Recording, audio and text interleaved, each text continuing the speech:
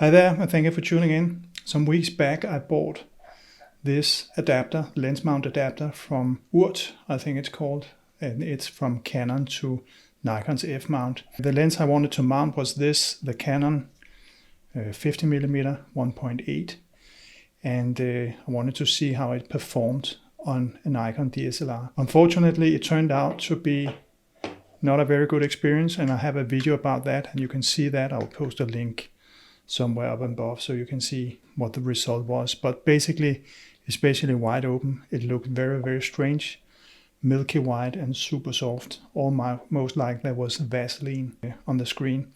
And I think the issue is that you have in this has nothing to do with the brand, so I think URT in general makes good products, so don't think I'm bashing URT. But the problem here is due to the flange distance on a DSLR, you need to add a little piece of glass here with some magnification, I think it is, so that you can focus to infinity. If you don't have that on a DSLR, then you won't be able to simply focus to infinity, and of course that's a bummer.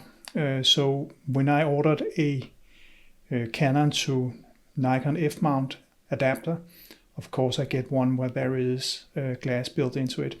And I think the cause of the problem is this glass. So to see if I could solve the issue, I've now ordered a adapter that does not have the glass, but it fits not to Nikon F-mount, but to the C-mount, which is of course mirrorless. And due to the shorter flange distance, I've been told, the mirrorless cameras can take the adapters without that extra piece of glass. It's simply just a piece of metal. So you mount the Canon lens directly to the Nikon C mount. And that should work. And of course, I am shooting here on an APS-C. I don't have a full frame mirrorless yet. I have one ordered. It's on its way. But I will be testing this 50mm on APS-C, meaning that it will be 75mm. But in the other video, I tested this, and the issue was there both for on full frame and on APS-C. So I would expect the issue to be solved. So I ordered this thing from Kent Faith, I think it is, K&F Concept. And it took them 3 weeks to deliver.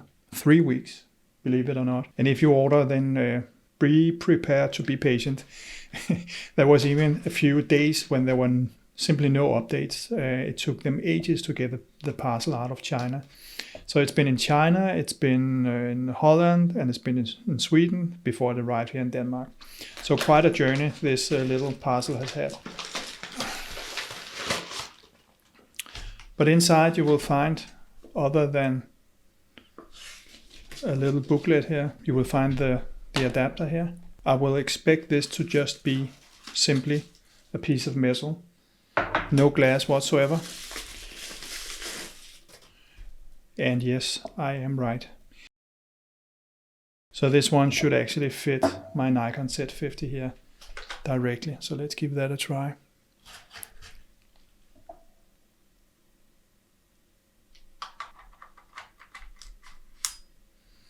Like that.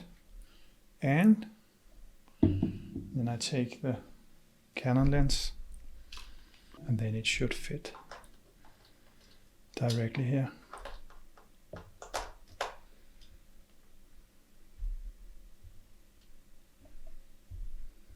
Like that.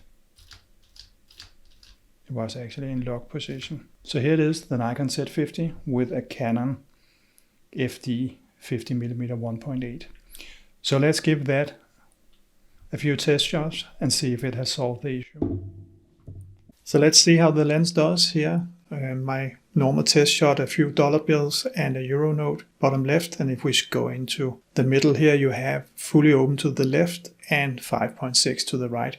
And of course, stop down, it is sharper, but this is not bad at all. And I'm really glad to be able to see here that the problem with the milky look that it had wide open, that is gone now. So really good news if you want to use a Canon lens on a Nikon camera body. Really good news. If we go to the corner sharpness, you can see it's not bad at all, fully open. Of course, better stop down. But this is not bad at all, especially when you consider that some people claim, I bought my lens from a dealer, but some claim they have found these lenses on flea markets down to $10 a piece. So this is really, really a great lens for that price, I must say. Really impressive. If you also, just for the fun of it, compare 5.6 to f11, you can say you have f11 here to the right, and it of course gets a little bit sharper. You can see more of the lines in the pillars here, and you can also see here it says New York. This is not, of course, the sharpest lens I've tested. That was my 135 defocus control. But New York here this is not bad at all. Not bad at all. So really a solid performance here from a relatively cheap lens. And if we go to the contrast here in the corner and sharpness, of course it is sharper and maybe especially has better contrast here in the corners, but that is what you would expect, isn't it? Also, you can see the bricks here in the bridge. They are definitely sharper at f11. And if we look at the number here, well, I would say it's a draw. Very close to a draw.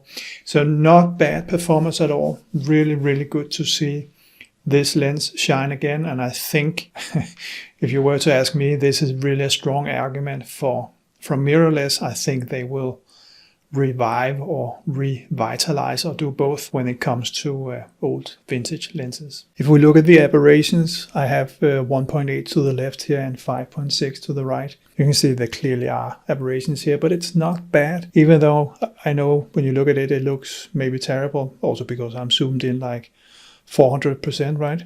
But this is just a piece of tinfoil with some harsh light thrown at it, and this is how the lens responds to that. There also in the text here, you can see there's a little bit here, I believe, of aberrations, but it's not bad. It's not bad at all relative to what I've seen with other lenses, especially Nikon lenses. What you can do if you want to solve this problem is to go to the lens corrections. Here you have something called remove chromatic aberration, and you can see this doesn't do the job in this case, right? But if you select manual and then take the little color selector here, you can then go up, and then if you find a good area where you have this purple fringing and click on it, boom, it's gone. And finally, I want to show you the bokeh from this lens. You can see here to the right, stop down. It doesn't have that many blades. I believe there are 5, and fully open, of course. When the blades are not engaged, then you see these nice round bokeh balls. Some will say that these onion rings are not desirable.